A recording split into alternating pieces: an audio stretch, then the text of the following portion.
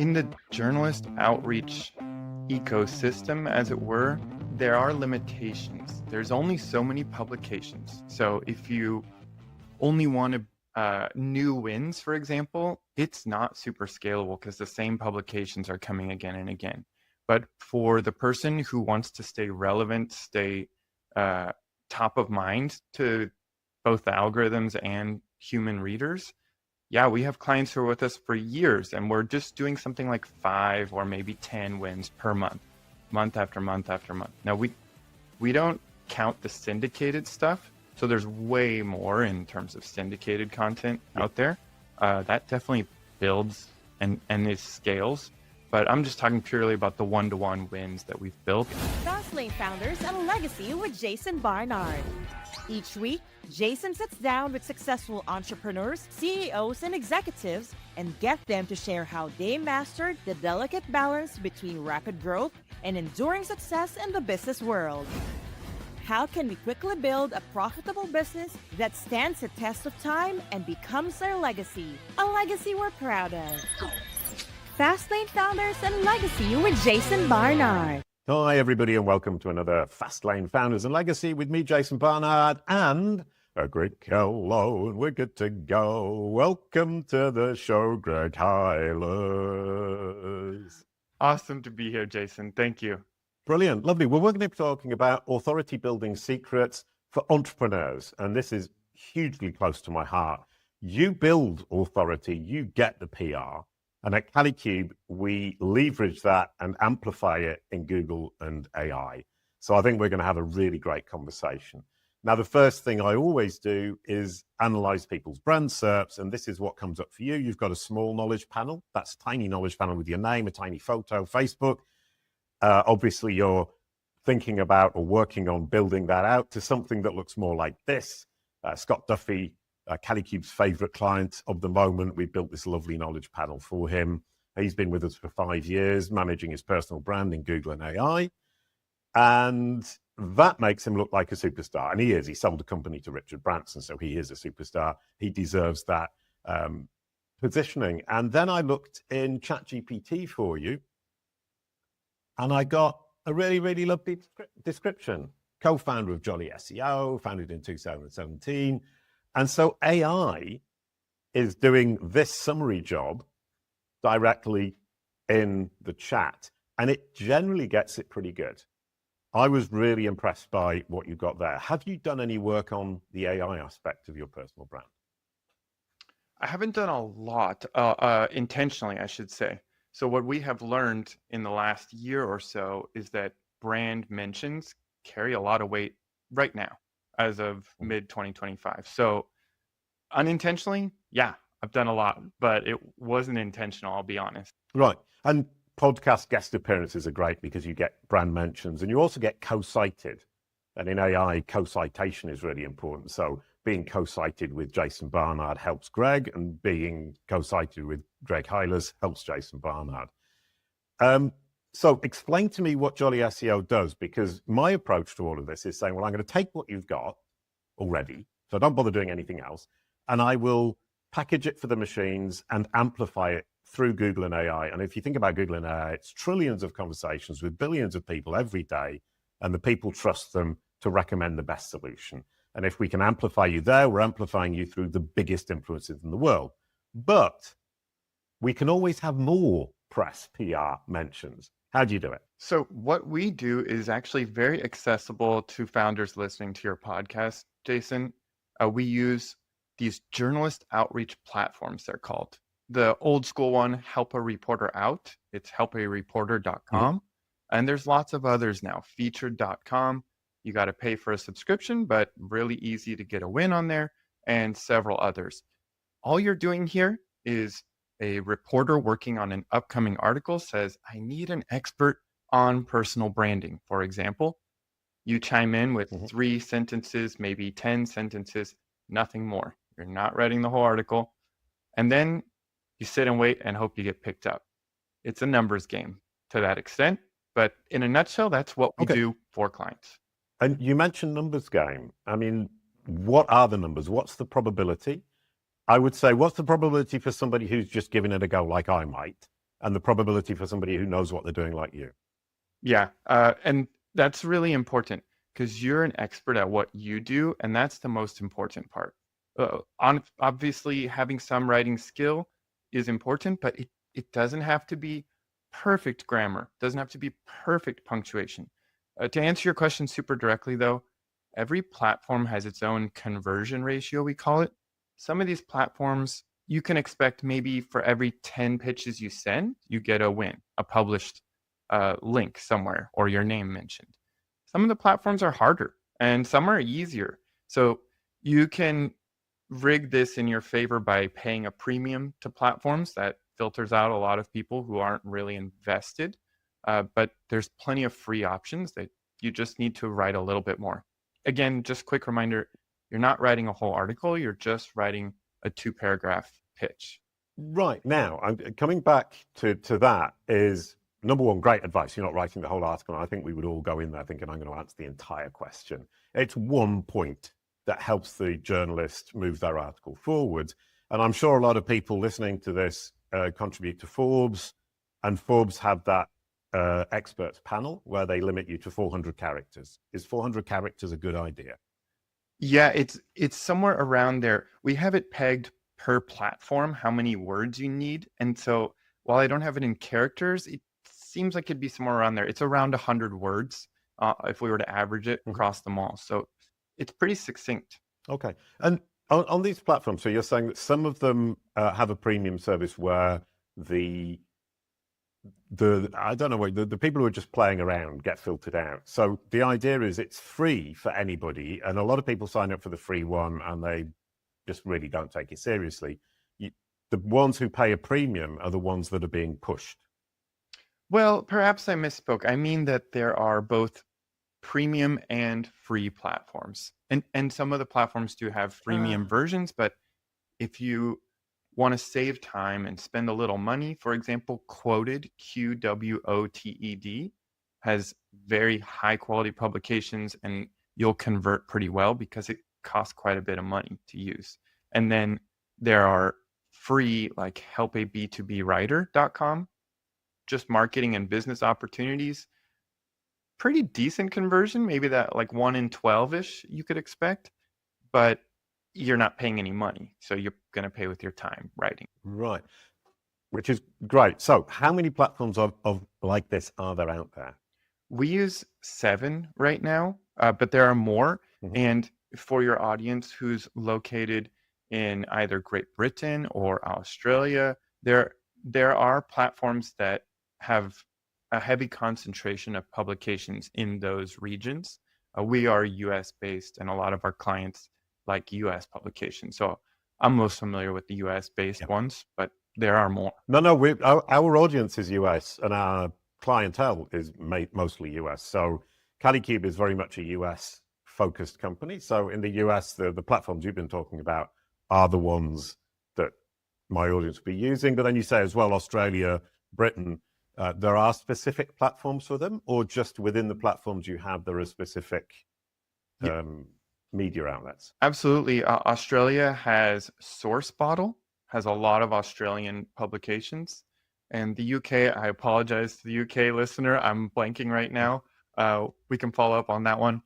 There's a very popular one used. The UK also, to give you something to use to the UK listener, X, Twitter, is still heavy on hashtag journo requests. We don't use that very much because it's a lot of UK journalists who use that. Oh, wow. Okay. Didn't know that. Very helpful piece of information. So if I just turn up and write my 400 characters, 100 words, 50 words, whatever it is, the probability of being picked up is relatively low compared to if you do it. What's the difference between you guys doing it and me doing it? Yeah, fair question. I'll just start with the negative.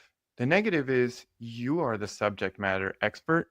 We have writers who have been doing this for years, steeped in knowledge. They're somewhat of subject matter, but not experts, knowledgeable.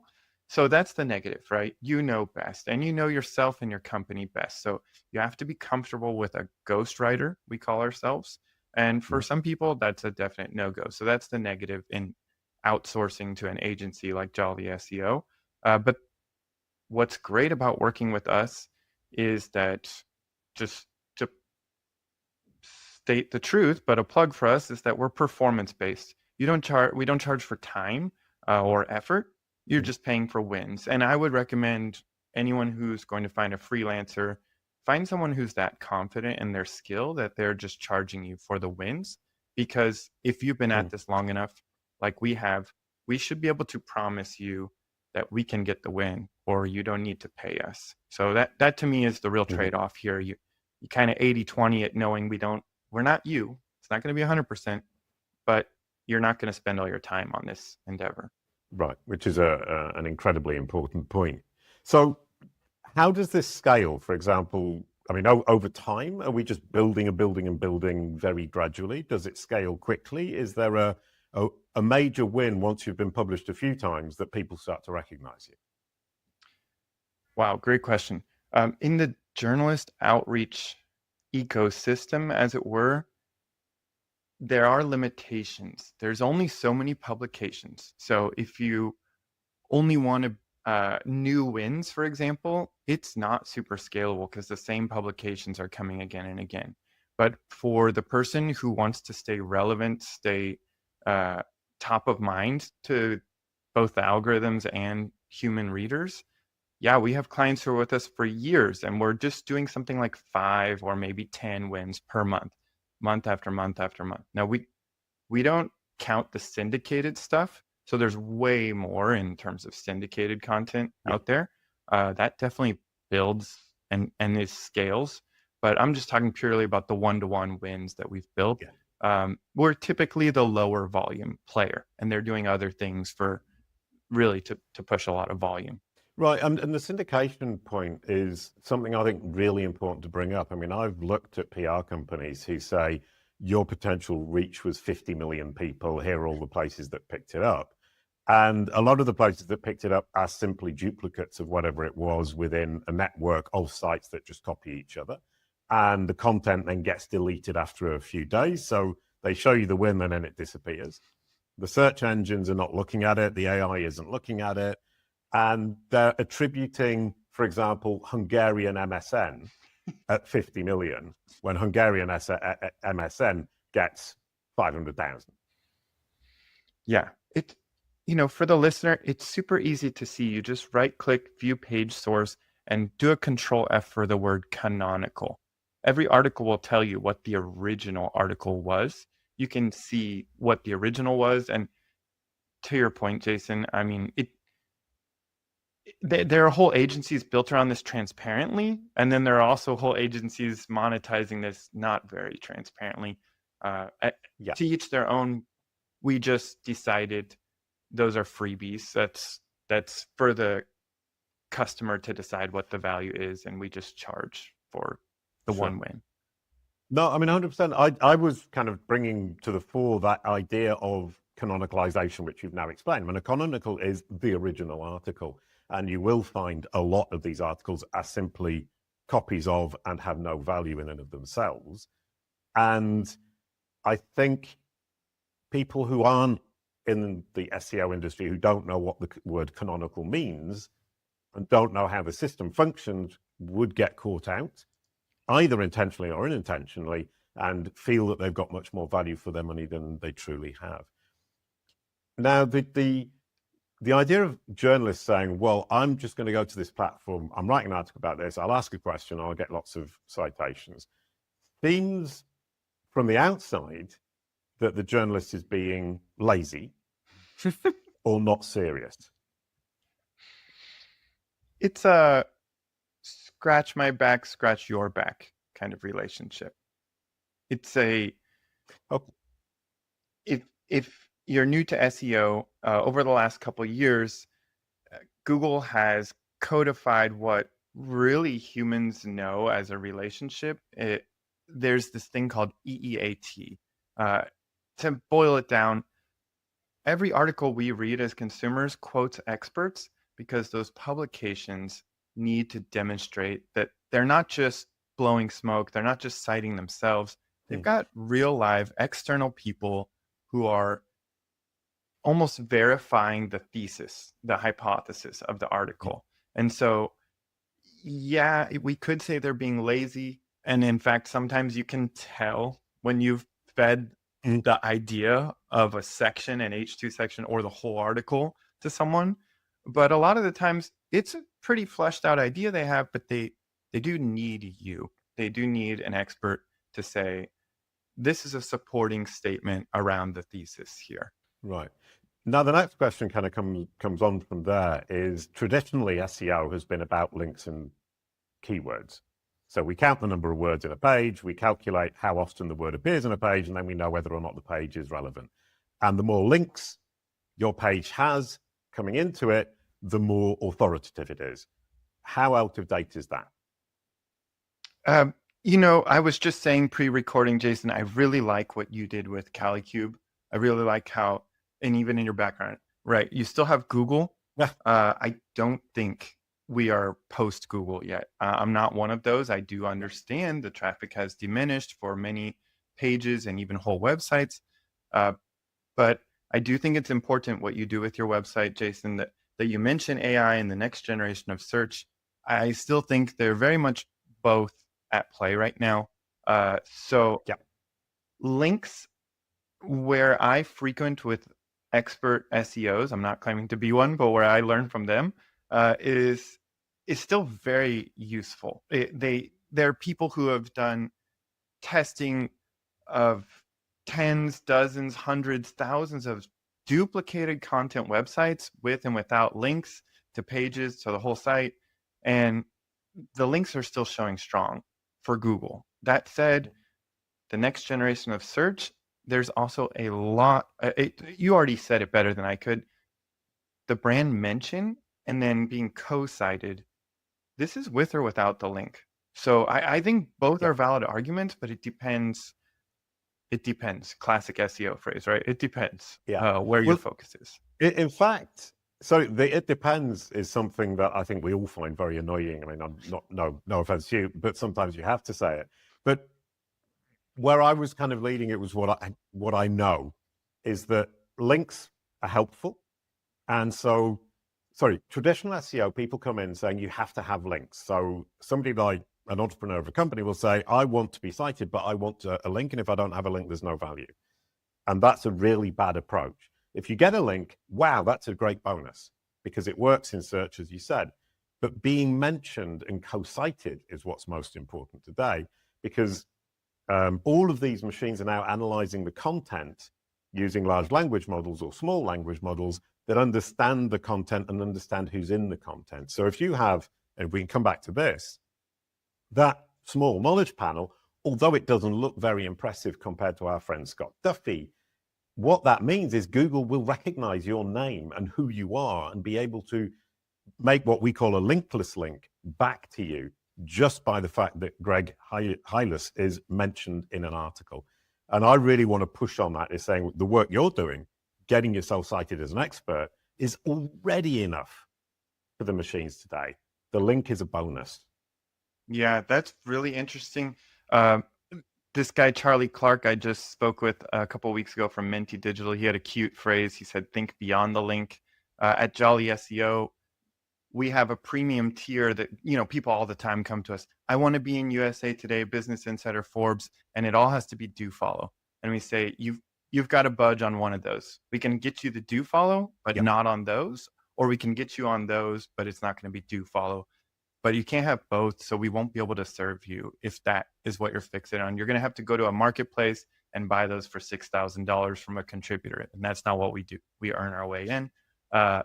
It's just not the reality today. Yeah. And you mentioned EEAT, which is experience, expertise, authoritativeness, and trustworthiness. At CaliCube, we've added N at the beginning and T at the end. So it's neat.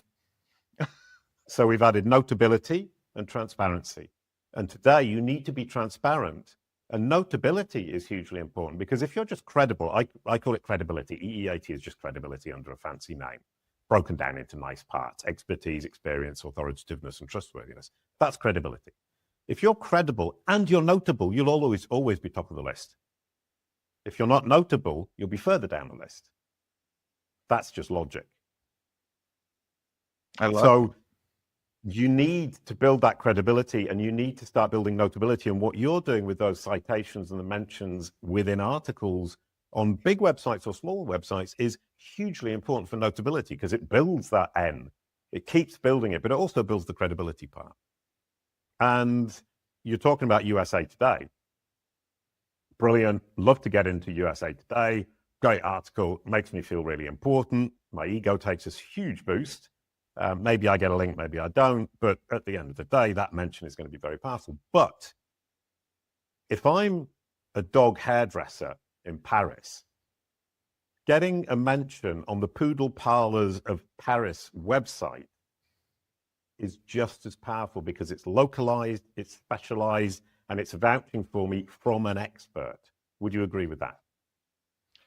I would credit my co-founder Morgan, who's really pushed relevancy way more than myself over the years. And I would say one downside to the journalist outreach platform space I was talking about earlier in our conversation, it can be very challenging for the dog groomer to enter if relevancy is your focus. So you want to maybe approach your outreach differently, more direct, once you've identified those targets. But you can do, you would do both. But I'm going to quote you on that. It's challenging for a dog groomer in Paris to get press mentions. Is that your side hustle? That's a delightful one. No, I just like Poodle Parlors of Paris because it's got that PPP. And it actually came up. I was doing an interview with somebody and I was trying to think of an example, and I was sitting in Paris. I looked out the window, and this is what we do a lot of the time. You look out the window, I saw a dog grooming parlor opposite the co-working where I was sitting. And I just thought, Poodle Parlors of Paris. And I've been using it ever since. It's awesome. So, have you got any last words of wisdom before we close out that I haven't asked you that you really think is important for entrepreneurs trying to get those citations and get that PR? Yeah, just two things. One thing I didn't mention, going back to what Jason, you said about co-citations, what's really hot right now, the biggest brands in SEO that we are serving, they are commissioning listicle, believe it or not, listicle placements are getting popular again. So product, but most importantly, getting your brand in there. And again, they don't even care if there's a link or not. They just want their brand alongside other brands. And again, something else you said, Jason, it's not about USA Today. They're going for all tiers of websites right now, which is something I did not predict coming, but it is currently what the LLMs are showing are listicles as cited sources for the output. And your brand being in those is very important. And the second thing is, I'm kind of repeating, but just to say, you don't need to work with a Jolly SEO if you want to make your own personal brand bigger using the tactic I mentioned. We do have a free guide on our website, but you don't even need to look at that. Just try one of these out, featured.com, helperreporter.com. They're very accessible. It's a daily digest. Just whip out a pitch. It takes maybe 7 to 10 minutes, especially you as the subject matter expert. I'd give it a try, and I'll be quiet after this, but most importantly, patience. It takes an average of 32 days between your successful pitch and a live article. So don't give up on it on day 7. Just, chip away at it and see what comes of it. Brilliant. I was going to say something else, but that's the perfect end to the episode. The best piece of advice: be patient, keep at it. Thank you so much, Greg. That was brilliant. Thank you, everyone, for watching. You get the outro song. A quick goodbye to end the show. Thank you, Greg. Jason, thank you so much. Your corporate and personal brands are what Google and AI say they are. We can give you back control. CaliCube.